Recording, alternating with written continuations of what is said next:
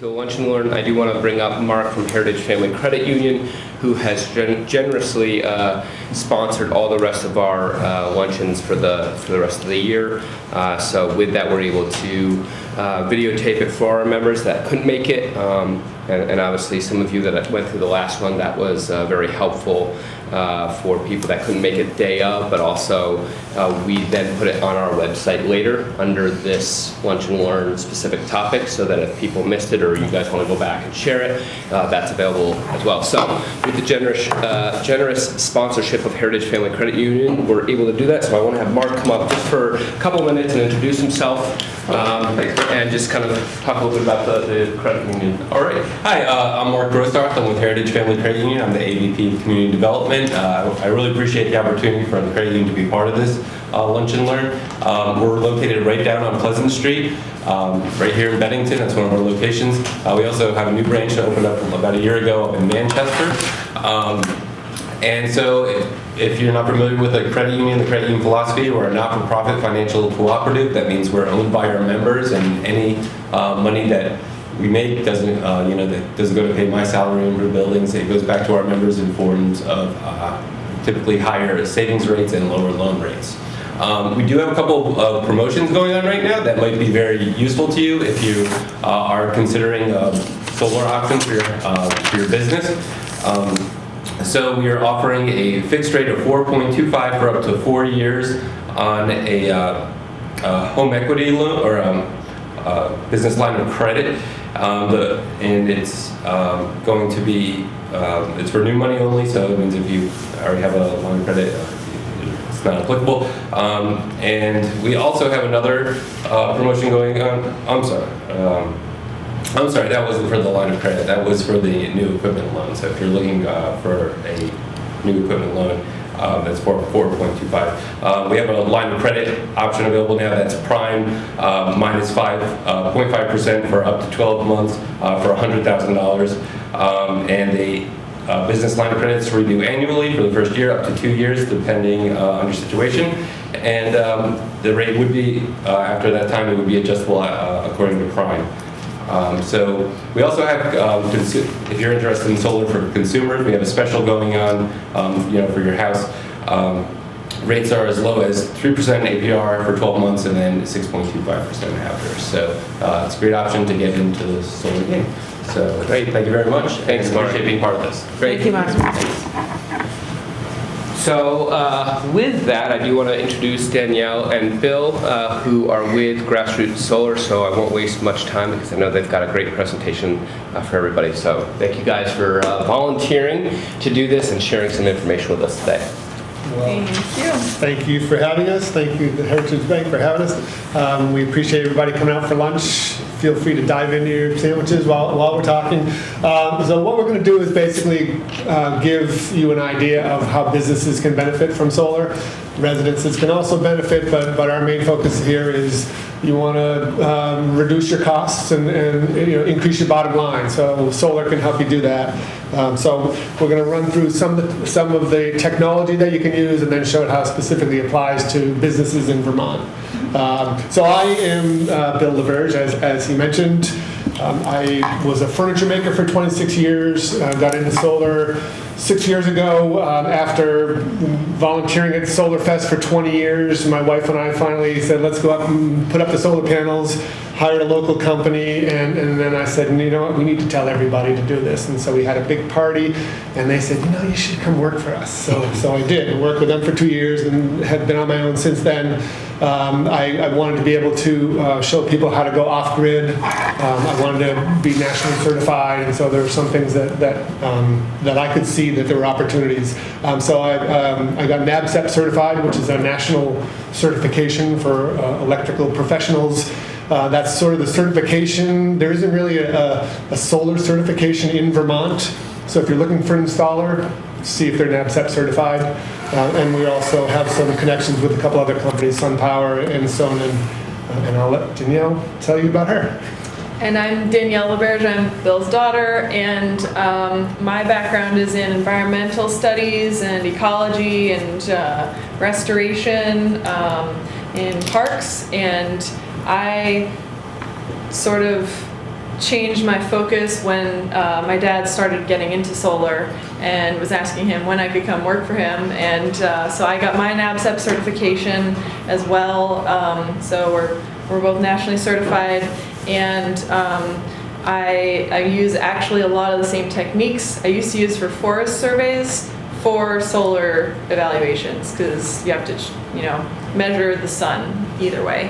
And so it's, it lines up with the missions that I've always cared about, and it's a way that I could, move back to Vermont and be in this place that I really love. So that's my story. And yeah, we're gonna tell you a little bit So about basically how solar works is the sun beats down on the roof, it creates DC power. We have an inverter that turns it into AC power, and that's what you use in your house. What happens is we're going to put in a meter that is a generation meter. It keeps track of how many kilowatt hours your solar is generating. So you've got your current meter, next to that will be a production meter. And what happens is we kind of size the system, we find out how much electricity your business uses in 12 months, and then we size the system to eliminate all of those kilowatt hours. In the summer, you're going to be generating extra, so it feeds into the grid. It's called net metering. So if you use 200 kilowatt hours today and you generate 300, it's going to net those 200 off your bill, and it's going to give you a credit of 100. So then you're building up credits during the summer, you get to use those in the winter. So that's how net metering works. You're just building up credits.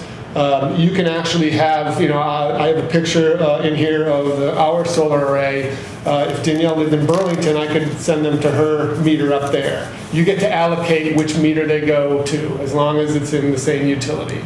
So that's how net metering works. And so what we do is we look at Rooftop. We just did this one up at the public house. So we evaluate your rooftop. We need to look at what angle it's at. This one has some funky angles.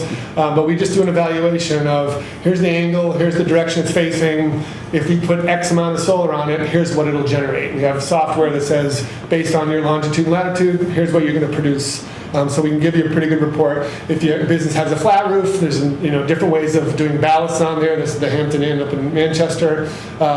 We can also put them on the ground if you don't have a good roof, or if you've got some decent real estate for it. This is the Green Mountain Veterinary Hospital in Manchester. So he's got 3 15 kilowatt ground mounts to run his system there. There's other types of ground mounts. So this is, that previous one is a fixed ground mount. What we do is we face it perfectly south and with no shade. And then, you want to talk about the... Yeah, and so this is a pole-mounted array. So compared to the fixed mount, the pole mount can be manually adjusted to tilt vertical or more horizontal depending on the season. So you tilt it vertical for winter snow shedding, and then and to catch the lower sun, and then you tilt it more of a horizontal to catch more of the summer production. And there's a hand crank, so one person can do that by themselves. So there's an added cost to the additional hardware of the pole. But those are great because they have a smaller footprint. They're a little higher off the ground if it's a high snow load area, and you can fit up to 16 panels on one pole. So you can have as many poles as you need. And then we have the tracker, which these are located at Bistro Henry's. So obviously my dad's 6'4". That is a very tall array. Is it 20 feet? 26 feet. 26 feet. So, so it's a big piece of equipment. If you have a small area of land and you want the most production possible, that is what you should go with as a tracker, because they follow the sun and are tilted perfectly perpendicular to the sun all day. They go flat during windstorms, they go vertical during snowstorms, and they actually shimmy a little to not dump all the snow in one spot. It's a Vermont company that makes the tracking equipment, All Earth Renewables. They're from Barrie, Vermont, and so they know how to deal with snow and New England conditions. And then there are moving parts, so that's compared to the other hardware, you will have to replace those moving parts. So the moving parts are warranted for 10 years on that one. And there's also an opportunity for businesses to put in carports. This is actually the fastest growing sector in the industry right now. Vermont, I was just up in Montpelier talking to a bunch of legislators. They're starting to put forward some bills that, you've seen all these fields filled with solar panels, they've started to pull back on allowing the locations, the different sites that solar can be put in. One of the things they're defining preferred locations, and that will, it gives you a better incentive if you put it in a preferred location. And they're starting to identify that parking lots and built environments are a preferred location. It's already a parking lot. If we build a structure on top of it and generate electricity, then it doesn't do any harm to the property. So this is going to be a big opportunity for businesses. In Vermont, we have this thing called snow. so you're going to see different carports here than you see in Atlanta. Here's a picture of what it does. It's kind of a V, and so it's collecting the snow towards the middle and also water shedding. You want to be able to allow for plows to be able to go through, and clean up so that the snow's not all dumping off. So there's different considerations, obviously, in Vermont for carports, but they're going to start to make these one of the preferred ways to do it. So I think you're going to see a lot of businesses. We're talking to several businesses about putting these in. We'll talk very briefly about, I don't want to get too mired down into the mechanics of all this stuff, but modules, the solar panels have obviously gotten more efficient. The prices have come down. So we are SunPower dealers, and they happen to have, there's a layer of copper on the back of the panel. So they're the most efficient on the market. We've got a bunch of literature for you to look at. They're the most efficient on the market. They're warranted after 25 years. They degrade a little bit each year, but after 25 years, they're going to be operating at 92% of where they started. Most others are around 80%. And they do a warranty for that power that you're going to produce for the product, and also the labor to put it up there. So you're starting to see some pretty, they're designed for a 25-year warranty. They'll last for 40 years. The one thing about solar is once you put it up there, it just keeps working. We can also offer the SunPower are the premium. These are a little bit under that. It's a little bit better price point. So we get to offer people an option on either one. Panasonic, they have an interesting proprietary, I don't know if you can really see it, but they have a white backing on the back of the panel. So as the sun comes down through the glass, it's actually bouncing back up through the glass again. So it picks up a little bit of efficiency. So there's some interesting technology there. But you want to just touch on inverters real quickly? Yeah, so inverters convert the power produced on the roof from DC to AC that you use in your house. And it used to be that you'd have to have a string would run a whole row, string inverter, there would be one inverter for each row of panels. And if one of those panels was shaded, it would drop the production for the entire string, kind of like those old Christmas lights that you have to go find, which one is the one bulb that you have to replace. So nowadays we are using built-in microinverters on the back of the modules, and they're called module level electronics. So every individual panel is its own AC, has its own AC output. So they can all produce independently of one another. So if one panel's underperforming or shaded, or a bird pooped on it, or the cloud comes and shades it for a couple minutes and rolls over the array, you're back up to full production on the rest of the panels a lot quicker. And so microinverters help us take more advantage of everything that is up there on the roof. And you also get the benefit of monitoring, because all of those devices individually report through internet connection to a monitoring system. And then you have access to that, so you can see what you're producing, and you can also see, are all the devices working correctly? So that makes it very easy for troubleshooting. There's one phone call if anything goes wrong, and because it's all under one roof with SunPower. And so, and you can also find out how much you're consuming. So you get a little bit of tracking, you get some big data on, what's your consumption production, helps you regulate a little bit more, So what we do is we come to a site evaluation, take some measurements, we look at what direction, where the sun is there shading, and then we can do pretty quickly do an analysis. Like I was describing earlier, we have software that says, here's your roof, here's where we can put all the panels. We look for obstructions, if there's vent pipes on the roof, any shading from dormers, etc. And we can give you a pretty quick analysis of here's what we can produce on your roof. And that takes into account 25 years of weather data for your location. So I have a really good picture of, what it's like in the winter, how many hours of sun, how much snow load, and that's all part of the picture. So we know you're going to produce way more in the summer, and that is going to make the bulk of your, average it out for the whole year.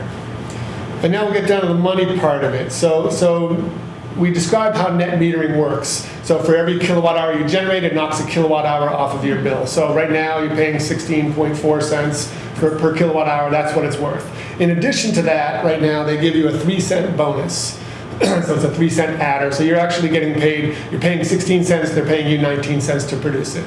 That adder is guaranteed for 10 years. It's also July 1st going down to 2 cents. Next year it'll go down to 1 cent. So it used to be 6 cents, it went to 5.3, then it went to 4, went to 3. You can see where we're going here. So by July 1st, if you're interested in doing solar, I suggest you figure that out before July 1st. All you have to do is sign the paperwork before July 1st, and then you have 12 months to build your system, and you'll be grandfathered in for the 3 cents as opposed to the 2 cents. So we're just letting people know that. And the other thing is there's for whether it's a residence or a business, there's a 30% federal tax credit, income tax credit. So whatever the price of the system you paid, 30% comes back to you when you file your taxes the following year. It's an income tax credit, so it has to be, talk to your accountant about the best ways to work that through. And if you're eligible for that, then also businesses in Vermont get a 7.2% state income tax credit. That's based off of the federal tax credit. It's 24%.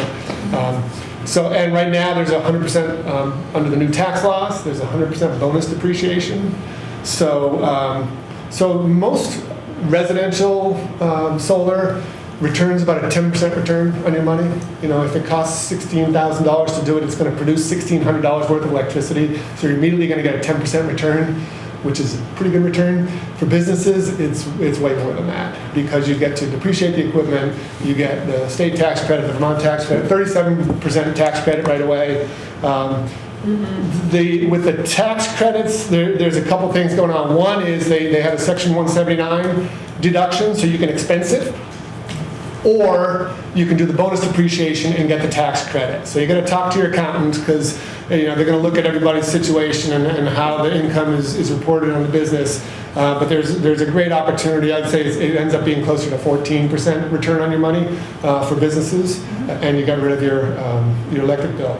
In addition to that, Bennington is an opportunity zone, and so maybe the only great feature of the recent tax bill is this ability to, if you're investing in an opportunity zone, to eliminate capital gains. So if you have some capital gains, you invest in an opportunity zone, and then you hold on to that investment. If you do it for 5 to 7 years, then there's a 10 or 15% benefit from doing that. If you hold on to that asset, and of course solar, you're investing for the long term, so you're going to hold on to it for more than 10 years, then you don't have to pay capital gains on that. So it's really compelling. I'm not an accountant. I don't play one on TV, but I can tell you the return is really good.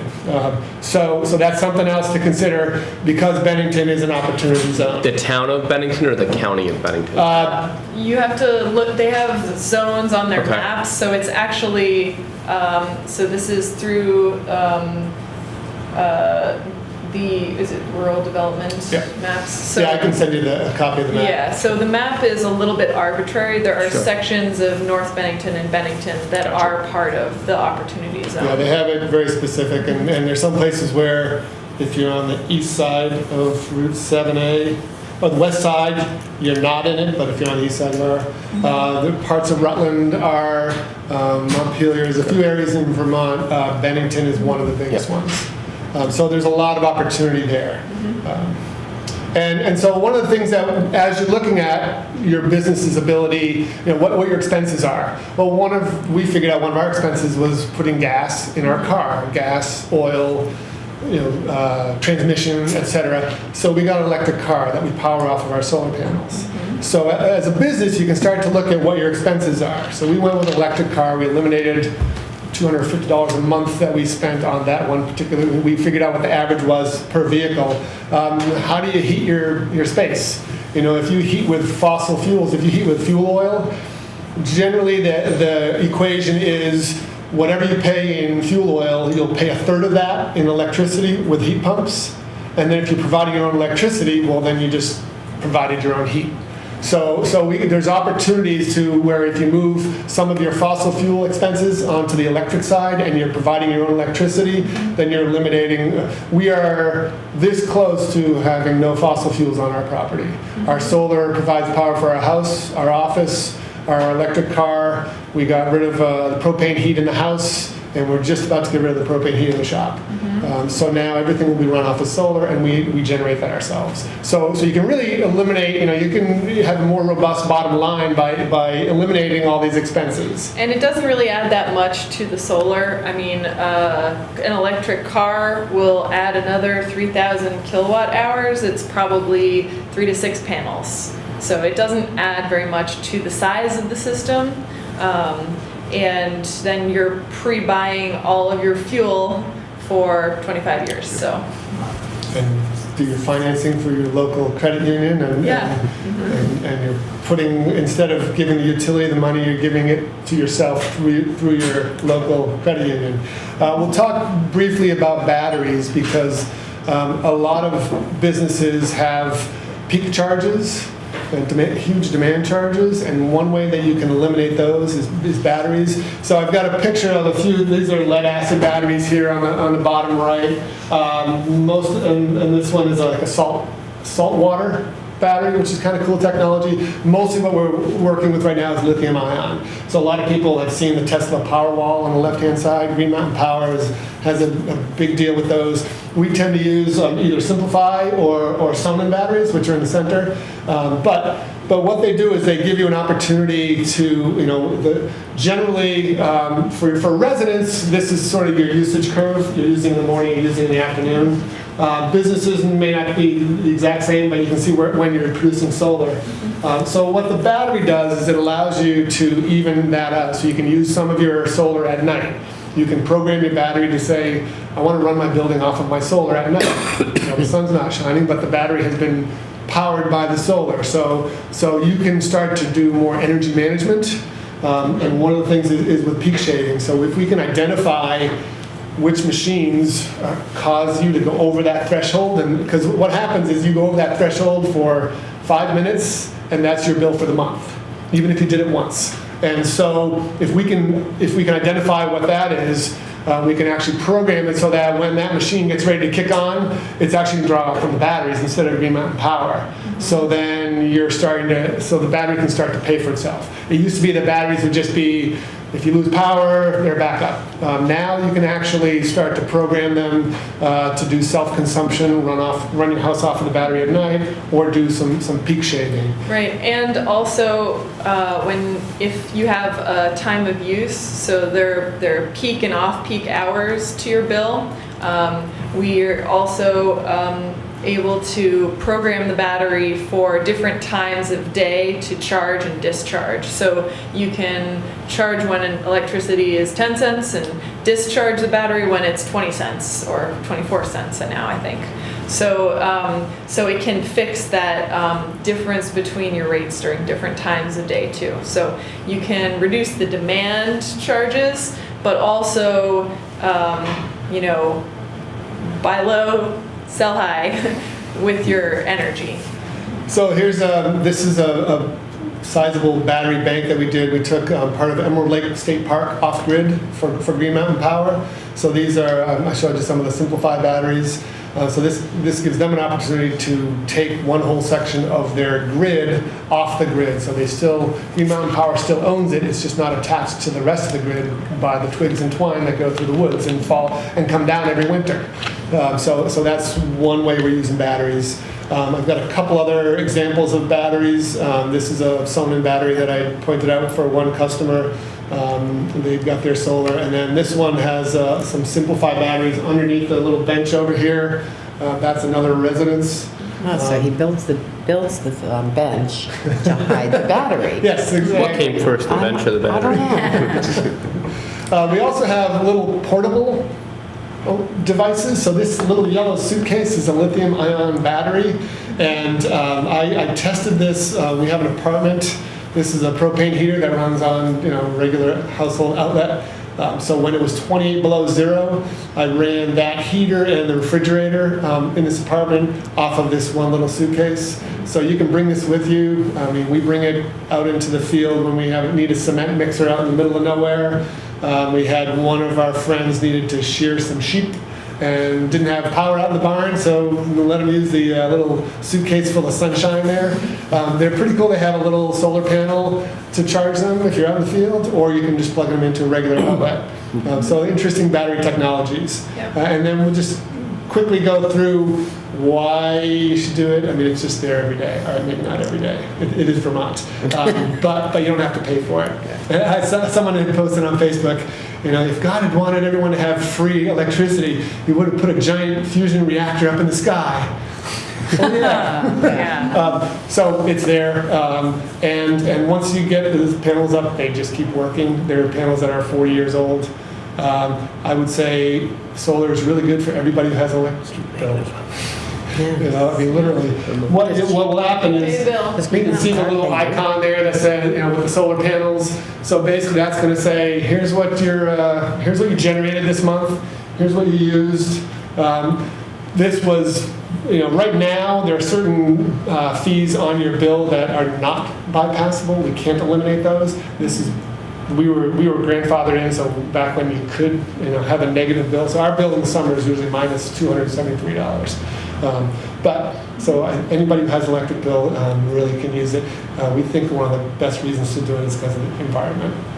I mean, where it's really important that we head in a different direction, and so we think that this is a good way to do it.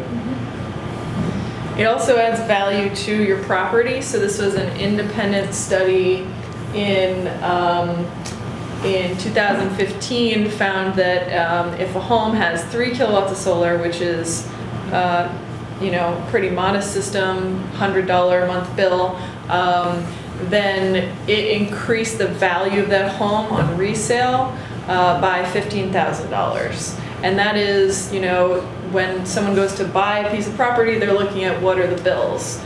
So if this house doesn't have an electric bill, okay, that's pretty great. And so the other portion of that is if you own the system, then it increases the value. If you do a lease, then you do not own those panels. You don't own the holes on the roof. That is the lease company that owns them. And if you go to sell the property, it can slow down a sale and take detract from the value.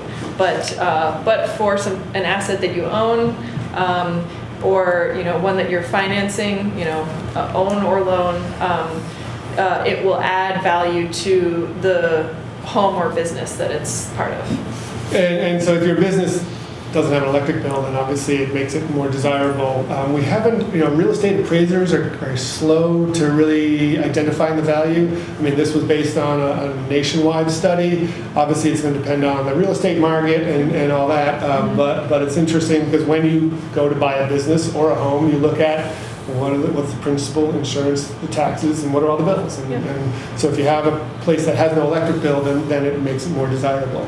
And it'll also sell quicker. We are seeing a lot of buyers and potential buyers asking, is this property good for solar? We're seeing a lot of folks who are selling their homes quicker if they have solar.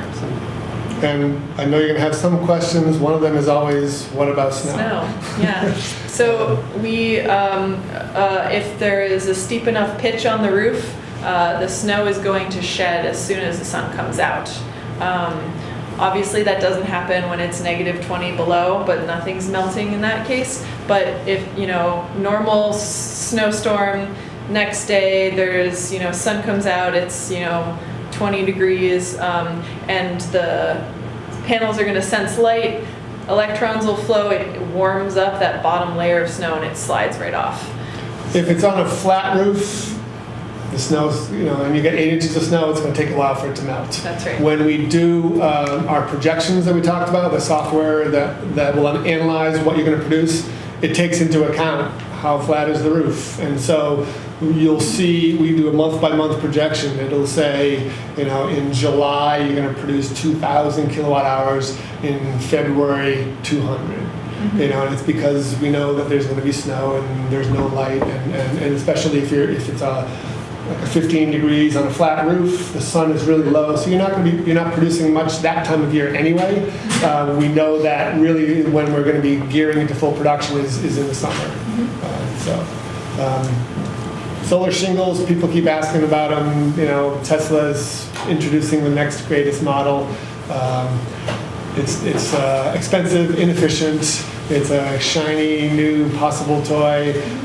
There's so many reasons to not do it. We could go into a half-hour discussion on that.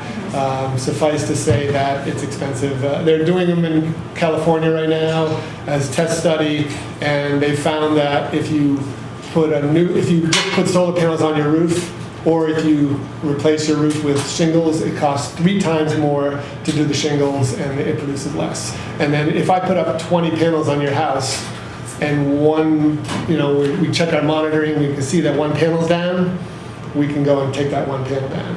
If we have 600 shingles on your roof, A, I don't know if they're going to identify which shingle is out, and B, I'm not going up there. I mean, how do you take that off? The maintenance on it just seems fraught. I mean, there's 600 opportunities for an electrical failure, and then how do we fix it? So we're not there yet. One of the things about solar is it does really well when it's cool. So anytime you have it up on a roof, it's raised up, so there's air circulating underneath it. That's not the case with shingles. Yeah. So another reason why they're just drops the efficiency. Okay, so I want to talk about, on your bill, these are the line items on your bill, and the ones that are circled are going to be the ones that are non-bypassable fees that you will still pay even with solar. So everything that can be eliminated includes your kilowatt hours, your efficiency charge typically, and your demand charges. So we can eliminate those portions of the bill, but these will always be charged to you every month. And so the customer charge is for line maintenance, administration and billing, things like that. The EAP fee, that is for offsetting low-income discounts. And the power adjustment can be positive or negative. That's actually how they true up they reconcile quarterly all of the storms and maintenance that happened that didn't make it into the rate base for the year. So those will be highlighted in green on your bill to indicate that you're paying Green Mountain Power money. So they make it very clear in that sense, but a lot of people have never looked at these charges before. So there's no state rebate. There used to be.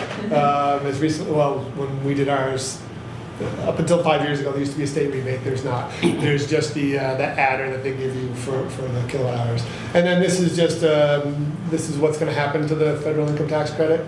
So after this year, it goes down to 26%, then it goes down to 22%, and then it will be at 10%. So this year's a really good year to do it. There is talk of perhaps this Congress could extend that, and that's an interesting discussion. We're not sure, but we would love to take any questions you have. Is there any maintenance that, like you said, all I could have heard was bird poop? Like, who's up there cleaning it off? That's Yeah. God, rain. Yeah, I Right. mean, if you live near or like right on a dirt road, probably a good idea to hose it down every once in a while, just because you're gonna have dirt on there. There's gonna be some aging of glass, just like there is any glass. Nature will clear off a lot of it. There are some, you see some huge fields where they have like automatic cleaning devices that go across and clean it. Because there's such a volume that it's worth it for them. They're keeping track of every little, every portion of a kilowatt hour in order to make it profitable for their investors. Right. I have thought about spraying half of mine just to see what if I gain any, for that half. Yeah. Yeah, we live in such a rainy location that typically it wouldn't be worth it for you to go out of your way to clean. In like really dry desert environments, they do clean them off because of the dust, because it will build up on the bottom of the frames. But we've got such precipitation that it is going to clean itself. And then we actually prefer people to not take a roof rake to it with the snow and just leave the snow to shed on its own. Because you don't want to damage the panels. You could actually, if you took like a plastic roof rake, you could, cause some wiring failures. So we prefer people to not do that. If they're gonna do it anyway, despite our recommendation, just wrap it in something soft. So. They do have, they're starting to come out with now some like squeegees for solar panels. Like don't but put, we've your had, fork, don't put the fork in the outlet, right? Yeah. Oh, definitely not. We had this one woman describing how she was like 60-something years old, and she's describing how she climbs up and gets on the top of the ladder and puts one roof on and one foot on the roof, and now don't even tell me you're doing this. Yeah. Whatever you're saving, or you're generating more is still not worth your life. Yeah. And actually, that's a fair point too. So, Hand Motors is a flat roof. And when Jim Hand put panels up there, he kept track in the winter. He paid someone to clear off the panels, and he kept track of what he was making and what he was paying the guy. And he was paying the guy more than he was making in winter electricity, right? Because getting up there was such a big job, and you're gaining very little production in the winter months at least. So, we're making the bulk of it in the summer. And we plan for that. And what happens is we plan for how much you're going to produce during those summer months. So whatever you produce in August, the credits are good for 12 months. So whatever you produce in August, you have to use up by the following August. If it looks like you're not going to, you're going to have excess credits, then you can allocate those to another meter. But that's what, you got to keep track of what you're generating and where it's going, and if it looks like you're going to start to generate more than you use, then you can send them to the local historical society or the church or your neighbor. Yeah. So you can sell them to another customer, but it's on you to make that transaction and collect. So, did you have a question? Is it efficient to use that as an alternative to having like a backup generator?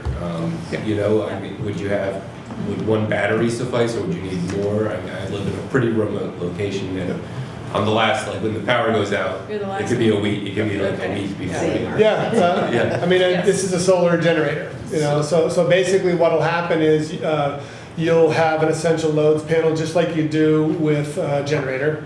And what do you want to run when the power goes out? Your refrigerator, your well pump, and so you identify what you want to run, and then when the power goes out, it'll automatically kick those on. And we just size your battery, like how long do you want to run them for? The longer you want to run them for, the more batteries you're going to need, so the more expensive it'll get. But what'll happen is, if you have it set up so it'll run for 2 days, and then the sun comes out 2 days later, well, the sun's going to recharge your battery, so you can keep going like that. I mean, we do off-grid systems where, there is no, what happens is some people want to have a large battery system for their house. What you can do is if you want to not have to do a huge battery bank, you can do a smaller one and have a generator as the backup to the backup. So if the sun doesn't come out for 5 days, that generator can come on just to boost the batteries to run the house. So there's an opportunity to, if you're doing a larger system, you could connect it with the battery. So again, with the programming, you're telling it, I want to run my house off the solar, and then I'm going to run it off my battery. And if the battery gets to such a point where the solar ends up not recharging it, kick on the generator to boost it. Yeah, so then at that point, you're getting a smaller generator than you would have needed for like the whole backup. And it's got an automatic transfer switch, so you don't have to do anything. It just kicks in when it has to. Which is pretty great. So, downsides or things that are challenging? Downsides, I haven't found one. One of the biggest challenges, we would like to have everybody have access to this.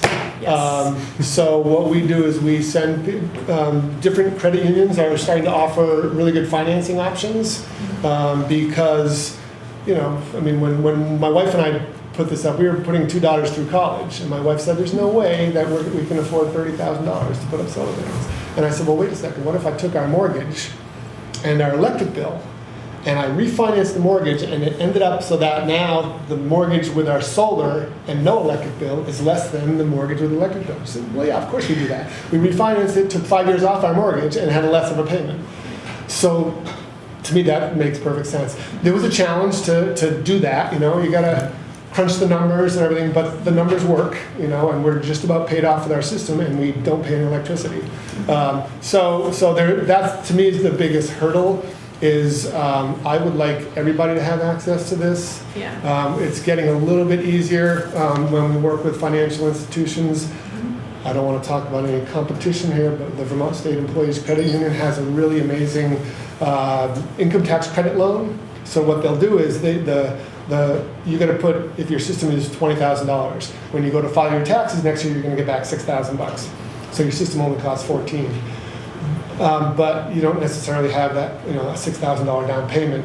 What you do is you finance the whole amount. They give you that first 30% interest-free for 15 months, so that you can go file your taxes next year. You get back the $6,000, you pay that down. So basically, you've just financed your $6,000 down payment interest-free until you got your tax return. So they're starting to, financial institutions are starting to understand the value of this, that what you're doing is you're financing an asset, as opposed to a car that's worth half the price the minute you drive it off the lot. This actually increases in value. Yeah. So what happens is 3 years from now, I hate to give you the bad news, but you're probably going to be paying 20 cents a kilowatt hour. Well, now the value of your solar is worth 20 cents for every kilowatt hour it generates, because as the price of the electricity goes up, so does the value of your solar.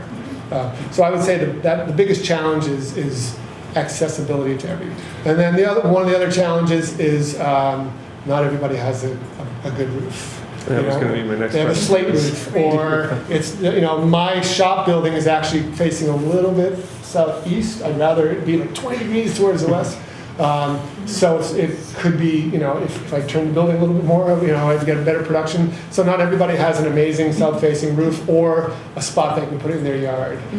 In that case, there are opportunities for community solar. The state, for some reason, when they started changing all the siting and the permitting process, they kind of threw the baby out with the bathwater a little bit, in that they wanted to stop these huge arrays in prime agriculture. And the rules they put up also made a disincentive for community solar. So the legislature's working to fix that right now, because some people rent. They don't own the property. But you still have an electric bill. So with community Still pay solar, taxes, so. there's a field full of panels out there, and you can purchase 10 panels or 20 panels or whatever it is that takes care of your section of your bill, Yeah, you get sent and then they get allocated to your meter. So that helps as far as accessibility for people who don't have really good exposure. Yeah, and along with, siting challenges, Bill mentioned a couple, but they include, orientation, which way the building's facing. If we're looking at a rooftop, it's going to be, what's the roofing material? So it's different materials, we have to use different attachments. And some we will not attach at all, we'll instead put that ballast down so the system is weighted down. And then the structure has to be able to support that extra weight. So we do a structural engineering survey for commercial buildings, if it's like something the public is going to be coming into. And, if there's a big chimney or, some stink pipes or, other obstructions, trees, again, we love trees, it's Vermont, they're beautiful, and if it's right in front of your solar, it's gonna have to go, otherwise you're losing money on that, so, yeah. Sometimes your neighbors might have an objection to you removing a tree or something like that. So, those we can help you navigate. And there's a state permit, so you get a certificate of public good from the state. And in most towns, that is sufficient. In some places, and for commercial properties, you are going to need a building permit from your town as well. So we comply with all the fire codes, we comply with the building codes, and generally, it's just a matter of dotting the i's and crossing the t's. It has gotten a lot harder to do larger ground mounts. So right now, Yes. preferred location is up on your roof. If it's a ground mount, that's going to be on the property where more than 50% of the power is going to be used. That's preferable. But if you want to do a ground mount, so a 15 kilowatt ground mount will generate about $300 of electricity each month. So if your business needs, like that veterinarian hospital, you wanted $900 worth a month. So the current regulations, it'll make it hard to put in 45 kilowatt. What happens is you have to report it to the public service department, all your neighbors, the select board, agency natural resources. It gets into historical properties, ACCD, and the agriculture, food and markets, as well as it's a 85-day process. So 85 days until they tell you whether or not you can do it. So those are really hard to do. yeah. But there are people doing it because they've got investors, and it's worth it to wait 2 years to get it done. But you're starting to see less and less of that. So do it on the roof if you can, or a parking lot.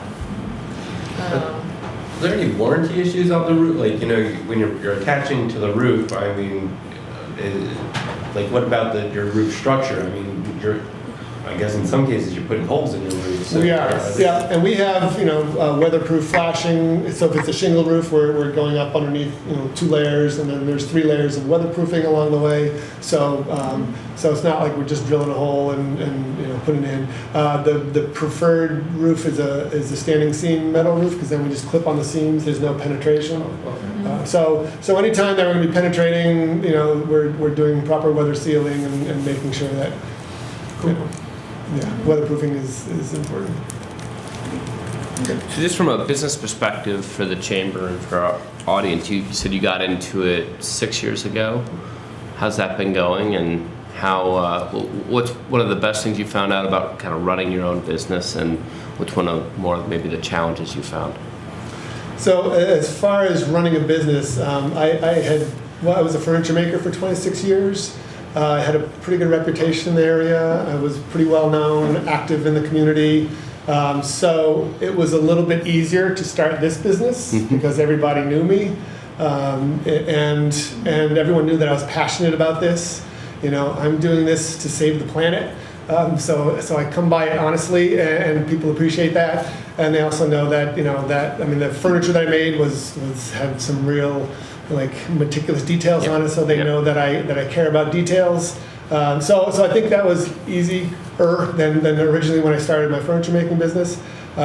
What I like about this is that people really appreciate that you're helping them out. I mean, we're doing a project in Puerto Rico right now, and I mean, they just come over and thank you profusely. Well, they do it in Rupert too, and they do it in Shaftsbury.